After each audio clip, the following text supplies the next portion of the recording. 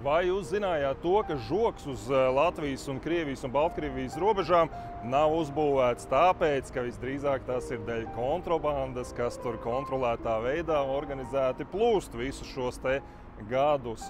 Tādu informāciju man šodien sniedz viens Latvijas iekšlietu struktūru darbinieks, kurš pastāstīja, ka visdrīzāk šīs te simboliskais žogs, ko tur tagad imitē, ka it kā būvē, kuram ar džipu varot izbraukt cauri, tā arī nekad netiks uzbūvēts, jo tur esot iesaistīta kosmiska apmēra nauda, kas tiekot saņemta par tranzītu, gan narkotikām, gan cigaretēm, gan alkoholam, gan visādām pārējām tur lietām, kas plūst šeit Latvijai cauri tranzītā. Visi dienesti un atbildīgie par to zina.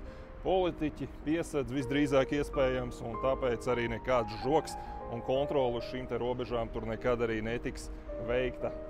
Kas vēl interesanti, aizrunājāmies arī par Covid laikiem, atcerējāmies un par vakcinēšanos, kā tad īsti bija policistiem. Policistiem izrādās pēc tam, kad bija šī obligātā vakcinācija, tur tajā iekšlietu ministrijas portāliņā, kas viņiem ir, kur visas tur iekšējās ziņas un komunikācija notiek, tur parasti arī parādījās sēru vēstis ar melnu rāmīti, tie policisti, kas gājuši bojā. Ikdienā, protams, tādi bija ļoti reti, bet pēc šīs te vakcinēšanās ding, ding, ding, ding, ding, tur tā kā kazino visu laiku lec ārā šīs te bildītes, ka viens mirs, otrs mirs, trešais mirs.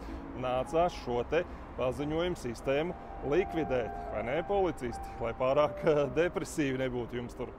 Mani sauc Rudolfs Brēmenis, pievienojieties šim te profilam, turpināsim izgaismot arī korupciju Latvijā.